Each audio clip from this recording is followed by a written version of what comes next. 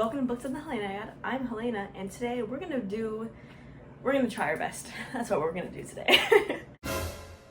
So we have a little bit of a new setup right now. I'm using my mom's ring light, and we're in the kitchen, so welcome. I can make you a snack if you want, so sit down, settle in. We're gonna talk about what I read in June and July. So starting with June, I read 11 things, so let's get to talking about those. I'm not gonna go in depth on everything, but if you are curious about one of these reads, please do comment down below and then I'll, explain it to you. Because I don't want this video to be like an hour long for you because we don't have time for that. So, without further ado, let's begin a little bit of a wrap up slash power through because we're not really wrapping up and putting a bow on it. We're just kind of charging through. So I read Wuthering Heights. Wuthering Heights by Emily Brontë. This one wasn't exactly a favorite, but there were some serious beautiful prose quotes in here that I could definitely appreciate. It was definitely more of a dense book than I initially thought it was going to be, but overall I liked it anyway, and I think this one is going to be much more favorable to me. Is that even a phrase? I'm going to like it more if I give it a reread and get into that mind space again of all these characters, because it's definitely one of those classic gothic novels.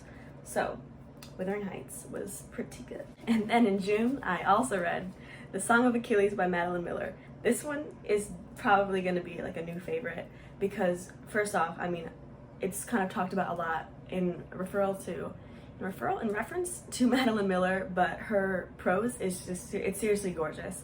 I know that I heard that going in, but I didn't know exactly to the extent that I could appreciate her writing in a story that I already knew that I was going to like, especially because of the tragic elements, but also liking Greek history and Greek mythology, which are both quite prominent in this story. Very good. So since this is one I very much like and would recommend if you would like to cry, because I sure did, I'm going to explain the plot of this one. So this follows Achilles and Patroclus as they kind of grow up together and form a relationship throughout the Trojan War and everything that goes on there. And my boy Odysseus is in here. I just thought that was funny because I just didn't really click that.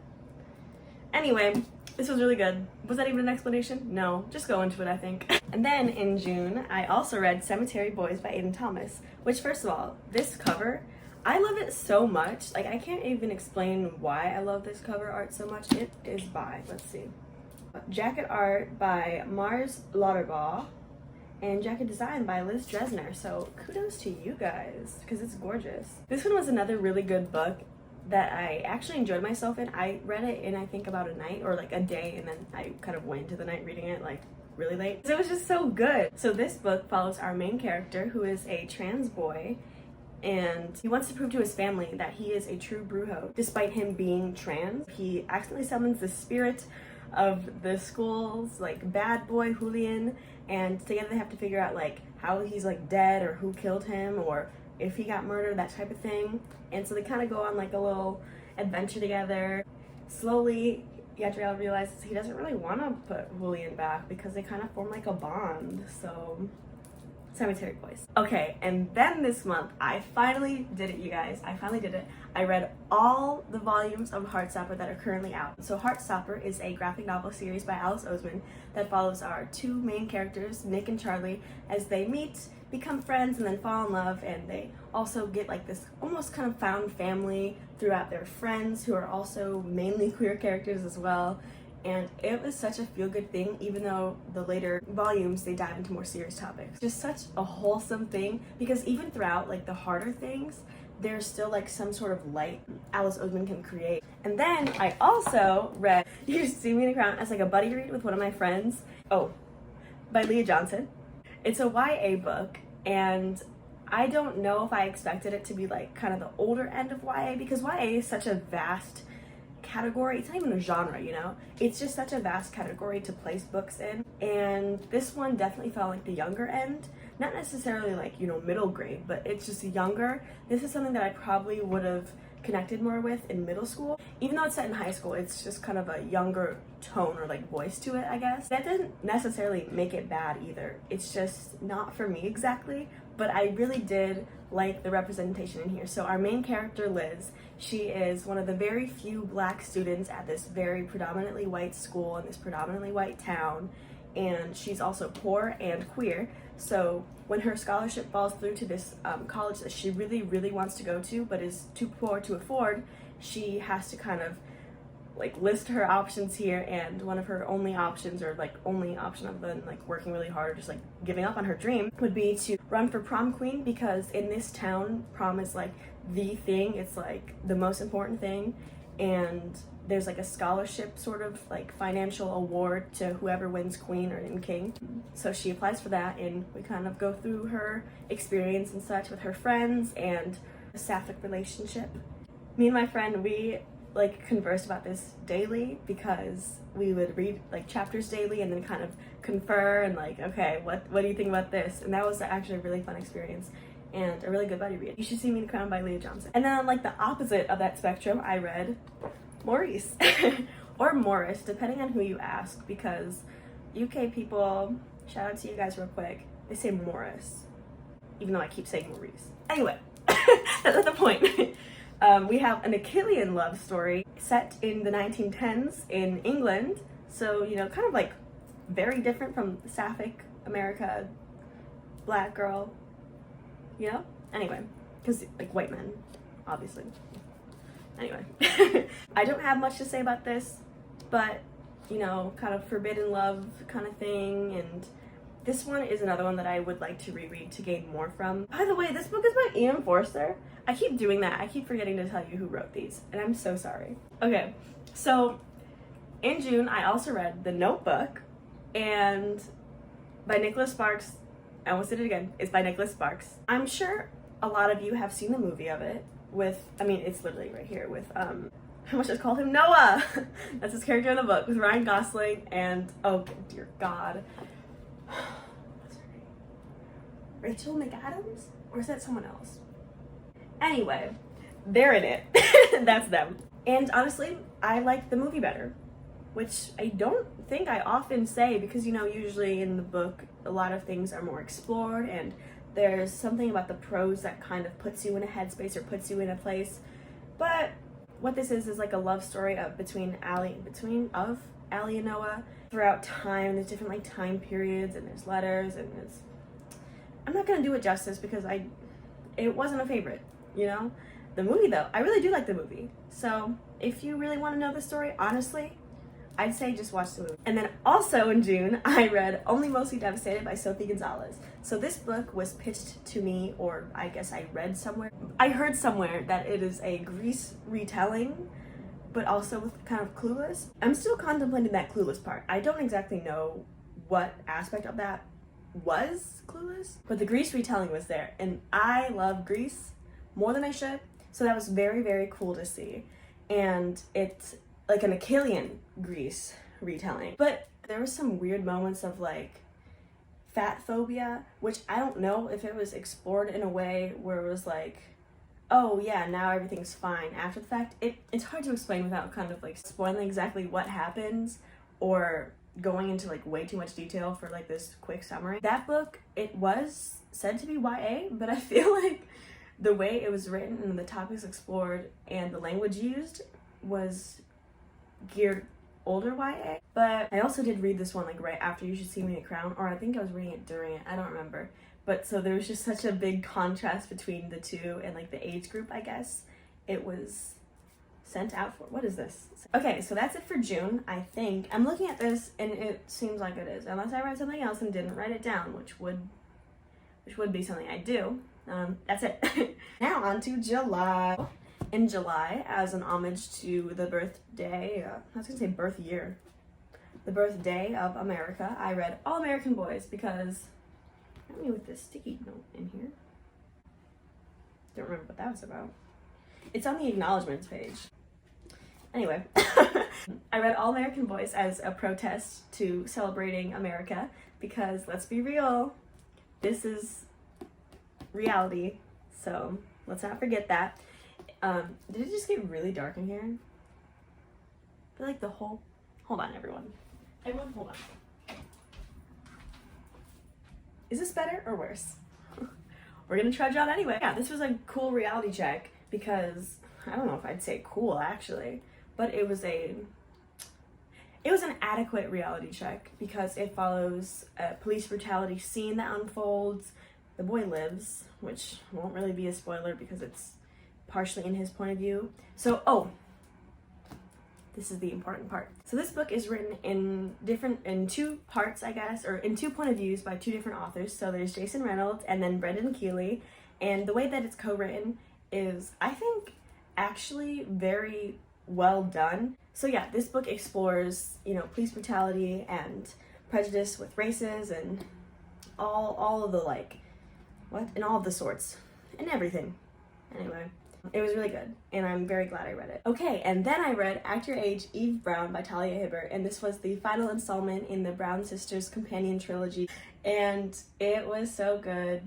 I really loved it. And I think I almost cried happy tears, or I did, because there's just this one part where it's everyone came together, everyone from the past books, or almost everyone from the past books, and it was just so cool to see because over all this time you get to learn and grow with these characters, and then I'm leaving them, and it was so bizarre to be yeah, I could just reread them, but it's so bizarre to me that that's it for the Brown sisters and their family and their friends and their boyfriends, and it was really cool. And Eve, I don't even know which Brown sister I would be, because Eve, she really did speak to me in a lot of aspects, but so did Danny. I think I'm the least like Chloe, but who's to say? Anyway, that one was really good, and it's a romance, and it's an adult romance, so continue at your own will. And there was a really good conclusion, I think, so go team. And then I also read The Hating Game by Sally Thorne, and this one is another romance that I read, and it's kind of a not exactly enemies to lovers, because they hate each other, but then it's did we really hate each other this whole time? Not really. So, but it was very good, very entertaining. I did laugh aloud a few times, and it was one time where I think I almost cried. I don't really know, but this one was a good one. And going in, having read only Talia Hibbert's romance books prior to this one, I didn't really know what to expect with a different author and different style of writing, but it was genuinely very easy to ingest and very enjoyable. And easy to ingest or read is not a bad thing, because it was an entertaining read overall, and that's kind of what I'm reading for, entertainment, if not a little bit of life lessons and values through these books, and generally just becoming a different person for a little bit to understand more in the world and about the world. So, and you can do that with this book. You can do that with almost any book if you really want to do. Why am I going on this rant? Am I okay? Anyway, so that was The Hating Game by Sally Thorne. This one, definitely recommend if you want that romantic, adult romance banter as well, because oh boy, you will get that in here. So, and then I finally started reading Percy Jackson. So, okay, we'll put him over here. Please, Percy. So I read Percy Jackson and The Lightning Thief by Riordan, and I'm so excited because this is a middle grade series, and I thought that maybe I wouldn't like it as much as Harry Potter, but I genuinely think that this is a series that I can definitely dive into and get super excited about, which I'm so happy to finally be part of the people who have read it. And I do plan on continuing this series as soon as possible, because oh boy was this good. And also this kind of ties in with the Song of Achilles, seeing as I like Greek mythology. This is a perfect read, and I don't know why I haven't read it sooner, but yeah. So if you like Greek mythology and fantasy and adventure, then Percy Jackson, you should read it. Let's read this series together. I was gonna actually vlog this, but I was I don't really feel like doing that because I read it in 2 days. So I do have a vlog series though that I am gonna be doing for a different book series, and it's one that I did not mention in this video, so if you can guess it, you'll get a free virtual hug on the house. Okay, and then also, look, this one's, you can say it doesn't count, but it took me, I think 8 hours is the time that it said on Wattpad, because you know how it gives you this little times? If you know, you know. I don't know how to explain this, but I reread this book that I wrote, and the word count of it is longer than Harry Potter and the Sorcerer's Stone. So that's a full book right there. And we're not going to dive into what it's about because it's just, I don't know.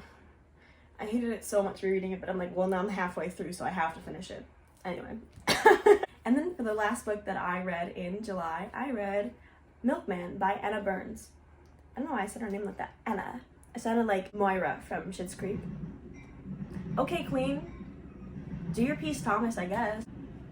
Ignore the train. We're just gonna keep powering through. So, Milkman. This is a book that's currently being lent to me by one of my friends, so thank you for that, Grant. This one's hard to explain in like a linear fashion, so I'm just gonna kind of talk about what is featured in here.